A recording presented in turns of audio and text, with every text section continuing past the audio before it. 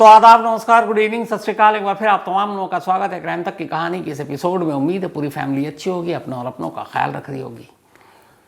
जिस तरीके से अतुल सुभाष ने मरने से पहले वीडियो रिकॉर्ड किया, उसके बाद सुसाइड नोट लिखा और जो सिस्टम के ऊपर उसने सारी कहानियां लिखी, अब तो एक और पन्ना और भी मिला, बल्कि क्या कई पन्ने हैं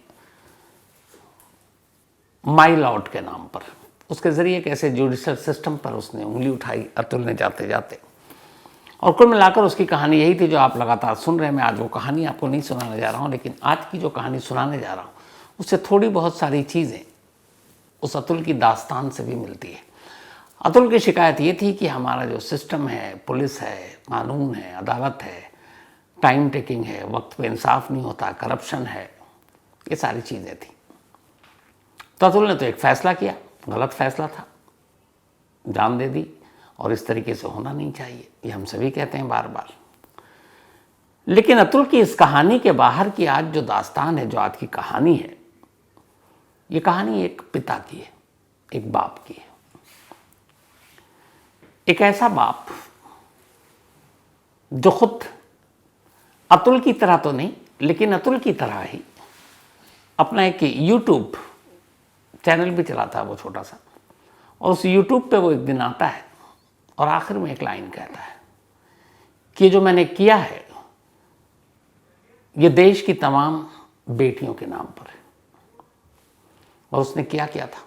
एक कत्ल।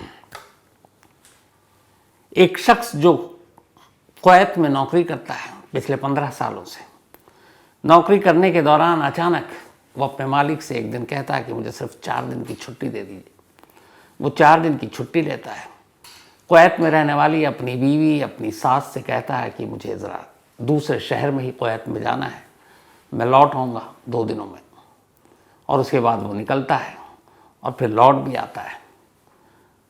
लेकिन ये आने और जाने के दरमियान वो एक ऐसा काम कर जाता है जिसके बाद एक पूरे स्टेट की पुलिस सन्न रहती है।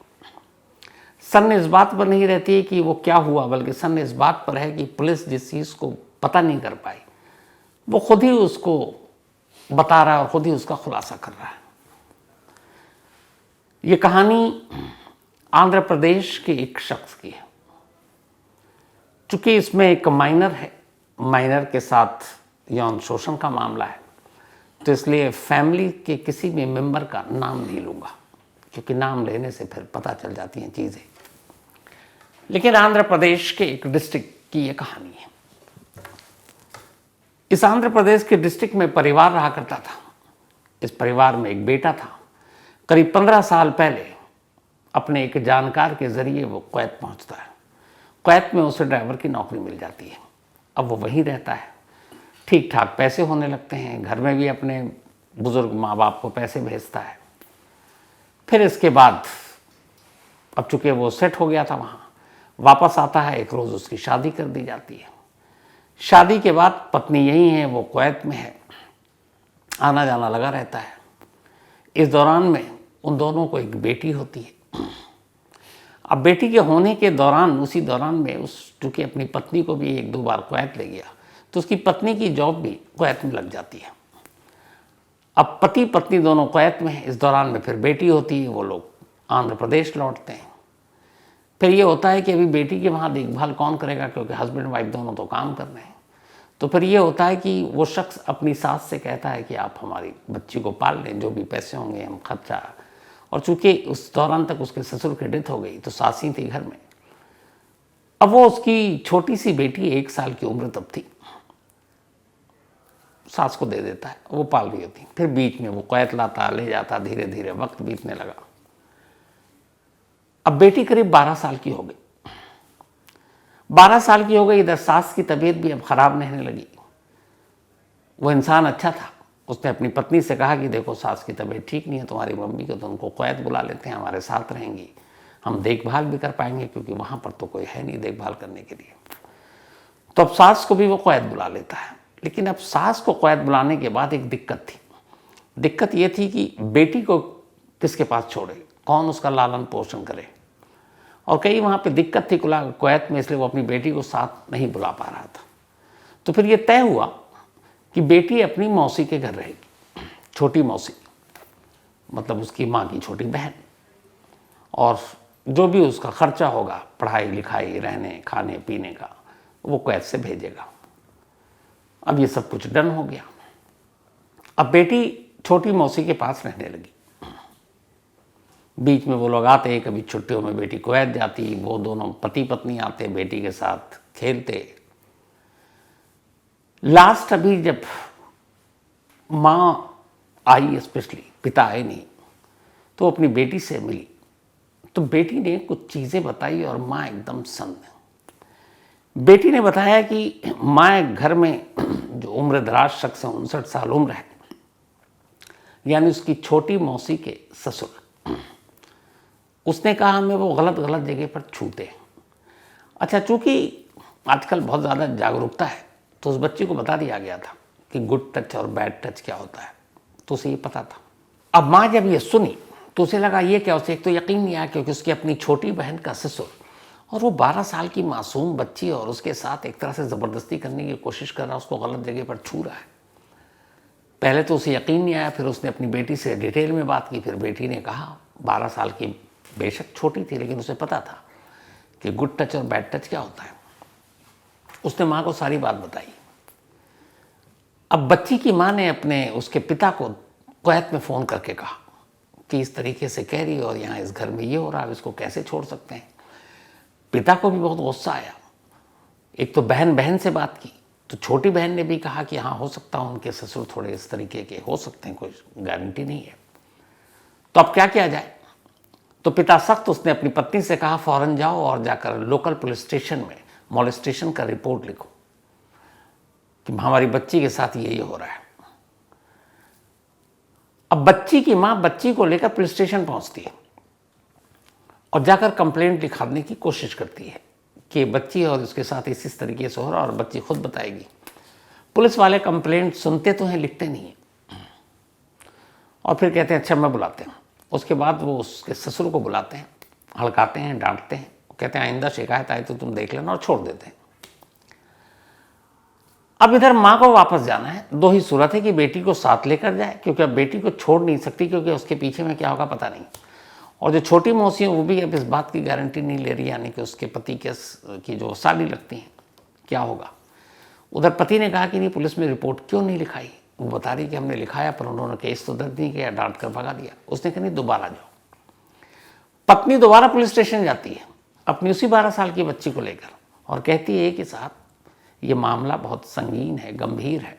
एक बच्ची के साथ इस तरह की हरकत हो रही है और हमने तो ये सुना कि हमारे देश में माइनर या फिर महिलाओं को लेकर जो क्राइम हो रहे हैं उसको लेकर पुलिस बहुत जागरूक है, तो आप केस क्यों नहीं दर्ज कर रहे हैं, आप उसे अरेस्ट क्यों नहीं कर रहे हैं। अब पुलिस वाले को गुस्सा आ गया। पुलिस वाले ने कहा कि देखो हमें पता है वो आदमी के तुम फंसा रही होगी किसी साजिश में, और हमें मत सिखाओ किसे अरेस्ट करना है, कौन सी धारा लगानी है, रिपोर्ट लिखनी भी है कि नहीं। तुमने अगर ज़्यादा कुछ किया तो तुम कुवैत में काम करती हो, तुम पे कोई भी इल्ज़ाम लगाकर तुम्हें ही अंदर कर देंगे। बीवी घबरा गई। उसने अपने पति से ये बात बताई। पति ने कहा एक काम करो, तुम बेटी को लेकर कुवैत आ जाओ। पत्नी अपनी 12 साल की बच्ची को लेकर कुवैत पहुंच जाती है। कुवैत जाने के बाद वो सारी बात अपने पति को बताती है।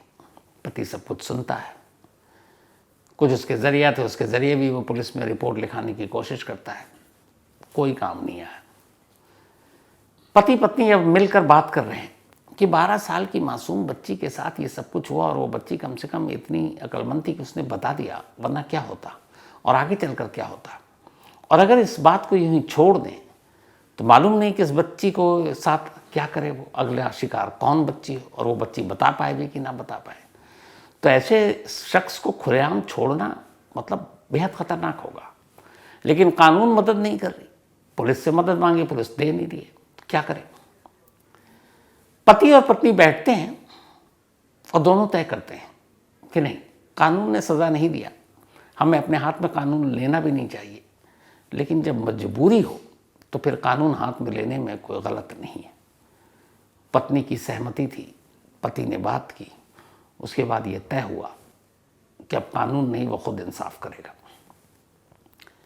पति एक छोटा मोटा अपने नाम का ही एक यूट्यूब चैनल चलाता था तेलुगु भाषा में। इसके बाद वो अपनी कंपनी से जहाँ वो काम करता था 4 दिन की छुट्टी लेता है, 6 दिसंबर से 9 दिसंबर तक। 6 दिसंबर से छुट्टी शुरू हुई, 6 दिसंबर की उसने एक फ्लाइट पकड़ी, सीधे कुवैत से चेन्नई के लिए। चेन्नई जब पहुंचा तो रात हो गई। लैंड करता है, एयरपोर्ट से बाहर निकलता है।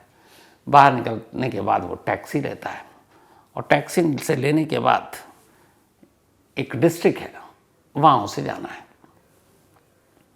जब वो उस डिस्ट्रिक्ट के उस गांव में पहुंचता है तो रात हो चुकी थी, बल्कि अब रात भी तीसरे पहर में जा रही थी।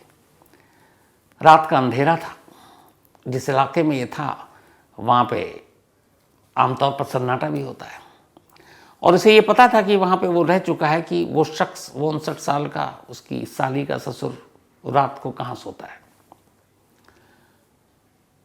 बड़ी खामोशी से वो अपना टैक्सी से उतरता है और अब पैदल गांव की तरफ जाता है। उस घर के करीब जाता है, पूरा गांव सो रहा है। उसके हाथ में लोहे का एक सरिया था जो वो लेकर आया था, वहीं चेन्नई से उसने लिया। उसके बाद सोते हुए चारपाई पर उस शख्स को रात के अंधेरे में जाकर एक जोर का वार उसके सर पे मारता है। आवाज़ भी नहीं निकलती। इसके बाद दूसरा वार मारता है। आसपास कोई नहीं था। इसके बाद वो टटोलता है, देखता है जख्म कितना गहरा है। उसे यकीन हो चला कि वो मर गया। वापस सरिया वहीं फेंकता है, गांव से निकलता है। थोड़ी दूर जाने के बाद उसने वो टैक्सी से जिससे आया था उसको रुकवा कर रखा था। उसी कैब में बैठता है और सीधे चेन्नई के लिए निकल जाता है। अब सैटरडे हो चुका था। चेन्नई में उसकी वापसी की फ़्लाइट पहले से बुक थी। चेन्नई पहुंचकर वो सीधे एयरपोर्ट जाता है। फ़्लाइट जो टाइम था टाइम पर। इसके बाद वो आराम से बिना किसी खौफ के चेक इन करता है, बोर्ड होता है और चेन्नई से वापस कुवैत पहुंच जाता है, सैटरडे की रात और संडे की सुबह के दरमियान। अब वो वहाँ पहुँच गया। इधर सुबह हुई, गांव में सुबह हुई तो लोगों ने देखा कि सर पर गहरी चोट से एक 59 साल का शख्स मरा पड़ा है। फ़ौरन पुलिस को खबर दी जाती है, पुलिस आती है, पुलिस तफ्तीश करती है, पर ऐसा कोई सुराग ही नहीं मिलता कि कातिल का पता चले। कत्ल की वजह भी नहीं मालूम, क्या दुश्मनी हो सकती है ये भी पता नहीं। तो पुलिस अपना यूं ही खाना पूर्ति के लिए तफ्तीश कर रही है, कोई पता नहीं चल रहा है। संडे से मंडे हो गया, मंडे से ट्यूसडे हो गया, ट्यूसडे से वेडनेसडे हो गया, कातिल का कोई पता नहीं। उधर कुवैत में पहुंचकर वो शख्स अब डेली अपने आंध्रा के तमाम तेलुगु अखबार या वेबसाइट या न्यूज़ चैनल उनको वॉच कर रहा है, उनको मॉनिटर कर रहा है, सोशल मीडिया पर मॉनिटर कर रहा है कि इस गांव में जो कत्ल हुआ उसका अपडेट क्या है, उसकी इन्वेस्टिगेशन कहाँ तक पहुंची, क्या कातिल के बारे में कोई नाम का खुलासा हुआ, लोग क्या कह रहे हैं। तो वो जो लोकल चैनल था उन तक को जानता था, चूँकि वहाँ का, वो उनको फॉलो कर रहा है।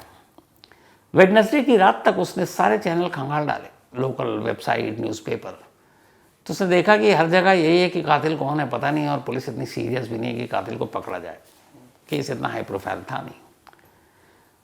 उसे लगा ये तो पुलिस कातिल तक पहुंच ही नहीं रही है। अब उसके अंदर बेचैनी शुरू हुई कि ये क्या, अभी तक मतलब मुझे लगता था कि कातिल के तौर पे मेरा नाम ही आ जाएगा, यहाँ तो कुछ भी नहीं है, सन्नाटा है। वेडनेसडे की रात बीती, थर्सडे की तारीख आ गई। थर्सडे यानी कि 12 दिसंबर। अब वो बैठता है, अपना उसका यूट्यूब चैनल था उसी के नाम पर, उसके लिए एक वीडियो रिकॉर्ड करता है तेलुगु भाषा में। वो पूरा वीडियो रिकॉर्ड करता है और उसके बाद उसको अपने चैनल पर अपलोड कर देता है। इधर वीडियो कुवैत में अपलोड होता है, इधर आंध्रा के उस डिस्ट्रिक्ट में हंगामा मच जाता है, क्योंकि 7 दिसंबर को यानी सैटरडे को जो कत्ल उस गांव में हुआ था, उस कत्ल की जिम्मेदारी कुवैत में बैठा एक शख्स अपने ही यूट्यूब चैनल के जरिए ले रहा था। बाकायदा उसने इसमें पूरी अपनी कहानी सुनाई। कहानी यही थी कि कैसे उसकी 12 साल की बच्ची के साथ घर के अंदर उसको मॉलेस्ट किया गया, उसको गलत जगहों पे छूने की कोशिश की गई, ज़बरदस्ती करने की कोशिश की गई, कानून पुलिस किसी ने मदद नहीं की। तो इसीलिए मुझे खुद कानून हाथ में लेना पड़ा और मैं कुवैत से आया। मैंने 4 दिन की छुट्टी ली। मैं इस फ्लाइट से पहुंचा चेन्नई। चेन्नई से उतरकर मैं ऐसे उस गांव तक गया। गांव में जाकर मैंने लोहे के सरिये से 2 बार उसके सर पर किए। वापस मैं कैब में पहुंचा। कैब में पहुंचकर वापस चेन्नई आया। चेन्नई की रिटर्न टिकट पहले से थी वापस कुवैत की। फ्लाइट में बैठा, यहाँ आ गया। आने के बाद अगले 4 दिनों तक मैं नज़र रख रहा हूँ कि उस कत्ल का कोई खुलासा हो, कातिल का नाम हो, बट कुछ नहीं।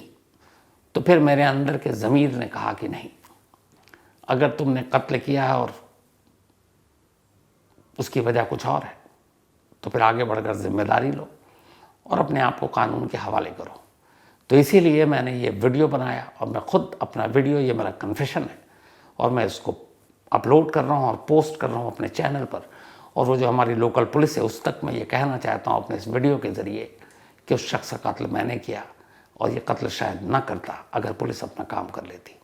आखिर में ये भी कहता है कि ये कत्ल मैंने सिर्फ उस शख्स के लिए नहीं बल्कि भारत की हर बेटियों के लिए किया है। उन बेटियों के लिए जिनके साथ ऐसी चीज़ें होती हैं और पता नहीं चलता, पुलिस उनके खिलाफ एक्शन नहीं लेती, पुलिस वक्त पर कार्रवाई नहीं करती। तो जब ऐसा नहीं होता तो फिर किसी न किसी को कानून हाथ में लेना पड़ता है। तो ये तमाम बेटियों के लिए मेरी तरफ से एक इंसाफ का पैगाम था और इसलिए मैंने ये किया। और अब मैं सरेंडर करना चाहता हूँ। मैं कानून से भागना नहीं चाहता हूँ। मुझे जो करना था मैंने कर दिया। मेरा कोई क्रिमिनल रिकॉर्ड नहीं है, कोई बैकग्राउंड नहीं है, पर इस कत्ल के बाद भागना जो है मुझे लगा कि सही नहीं है, क्योंकि मकसद मेरा कुछ और था। मकसद था मुझे इंसाफ। एक 12 साल की मासूम बच्ची, मेरी बेटी, उसके दिल ज़हन पे क्या गुजरी होगी, मैं ये सोच कर सिहर जाता हूँ। ऐसे लोगों को सज़ा देना ज़रूरी है और हमारा कानून इंसाफ इतनी जल्दी उन्हें सज़ा नहीं देता। तो मजबूर होकर मैंने ये काम किया, लेकिन अब मैं उसी कानून की इज्जत करते हुए उस कानून के आगे नतमस्तक हूँ और सरेंडर कर रहा हूँ। अब जब ये वीडियो आया तो पूरे गांव में खलबली मच गई, वायरल हो गया पूरे आंध्रा में।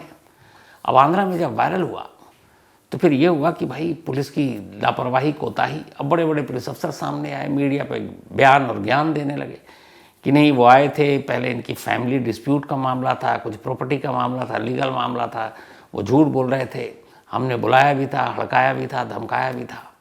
लेकिन इस सवाल का जवाब नहीं दे पाए कि अगर एक 12 साल की बच्ची मोलेस्ट की जा रही है और वो खुद आकर कह रही है, तो फिर आपने रिपोर्ट क्यों नहीं लिखी?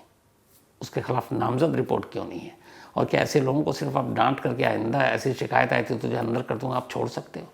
ये सारी जो पॉक्सो एक्ट है, ये सारी चीज़ें जो है निर्भया के बाद, ये काहे के लिए? सिर्फ बयान देने के लिए। तो कायदे से पुलिस डिफेंसिव मोड पे है।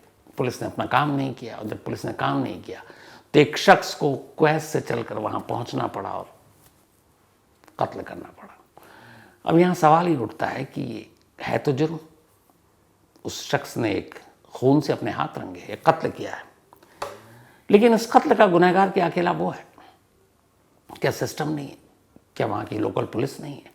अगर पुलिस उस बच्ची की माँ की बात मानकर रिपोर्ट लिख लेती और उसी वक्त उसे सज़ा देती, पकड़कर अदालत में पेश करती, उसके जुर्मों पर बहस होता, मुकदमा लड़ा जाता, तो एक तो बच्ची भी सेफ होती है और न जाने कितनी बच्चियाँ सेफ होती, और दूसरा एक शख्स को कुवैत से आकर यूं अपने हाथ खून से न रंगने होते। तो यहाँ सवाल वही है कि कत्ल उसने बेशक किया, लेकिन इस कत्ल का जिम्मेदार शायद वो अकेला नहीं है।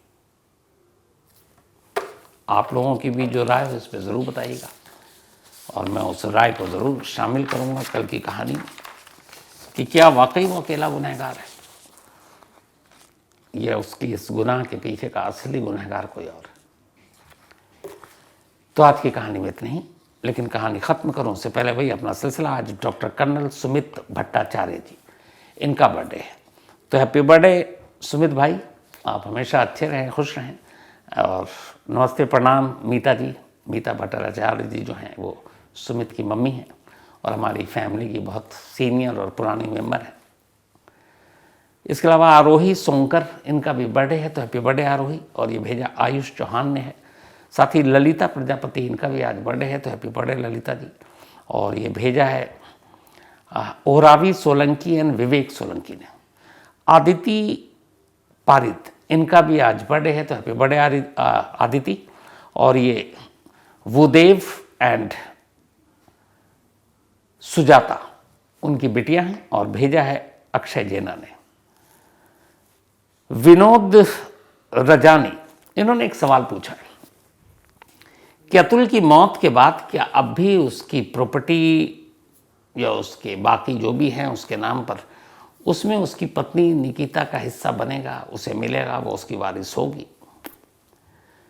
तो यहाँ पे विनोद जी दो चीज़ें हैं। एक, अगर ये साबित हो गया कि अतुल की मौत के लिए निकिता जिम्मेदार है, तो फिर तो भूल जाइए कि उसे एक पैसा भी मिलेगा अतुल की कमाई का या उसके फादर से जो भी उसके नाम पर होगा। और दूसरा, अगर ऐसा नहीं भी होता है तो अब चूंकि ये मामला है, इतना सब कुछ हो चुका है अदालत की नज़र में, तो डायरेक्ट निकिता नहीं, लेकिन अतुल ने अपने माता पिता से तो कहा है कि उसके बच्चे की परवरिश करें। तो अतुल की अब जो भी चीज़ होगी, जैसे ही उसका बेटा 18 साल का होगा, 18 साल का, तो वो उसके नाम पे होगा। और अतुल ने मौत से पहले एक पैकेट छोड़ा है, उस पैकेट की तस्वीर भी उसके कमरे में रखी हुई, और साथ में एक लेटर छोड़ा है, और उस लेटर के अंदर उसके बेटे के नाम में ख़त है, और उसने ये भी लिखा उस नोट में बाहर कि ये लेटर उसका बेटा 2038 में खोलेगा, 2038 में, यानी अभी उसका बेटा 4 साल का है, तो 38 में वो 18 साल का हो जाएगा, बालिग हो जाएगा, तो खोल सकता है। और उस पैकेट में उसके लिए क्या है ये अभी तो पता नहीं, लेटर में क्या है ये भी पता नहीं, क्योंकि वो जब 18 का होगा, बालिग होगा, तभी खोलेगा। लेकिन कुल मिलाकर ये है कि जो फिलहाल कानूनी पेचीदगियाँ हैं, इनमें निकिता को तो कुछ नहीं मिलना, लेकिन हाँ, बेटा आगे की विरासत संभाल सकता है। तो ये थी आज की कहानी। अब आपसे मुलाकात होगी कल रात 9 बजे किसी नई कहानी के साथ। तब तक अपना और अपनों का ख्याल रखिएगा। Thank you.